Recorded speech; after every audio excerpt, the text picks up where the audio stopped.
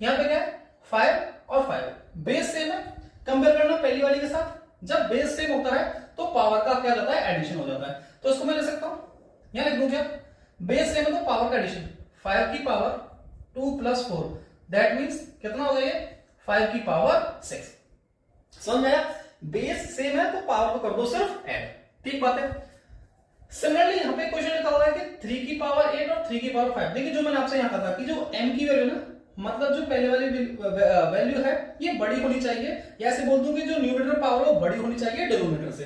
तो इसको भी हम लोग कैसे सॉल्व कर सकते हैं, अगर डिवाइड का साइन लगा तो पावर क्या हो जाती है, माइनस हो जाती है। मल्टीप्लिकेशन का साइन है तो पावर प्लस हो जाती है। तो इसको लिख सकता हूं 3 की पावर 8 - 5। इसको सॉल्व किया तो ये मेरे पास आ गया 3 की पावर 3।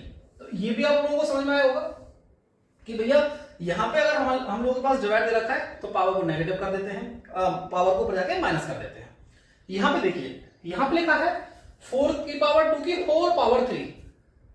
तीसरी वाली आइडेंटिटी दिखाई देखिए, अगर पावर के ऊपर पावर होती है तो इनका आपस में क्या होता है, मल्टीप्लीकेशन हो जाता है। तो 4 की पावर 2 × 3 ये हो गया 4 की पावर 6, जो कि आप लोगों का बिल्कुल सही आंसर है।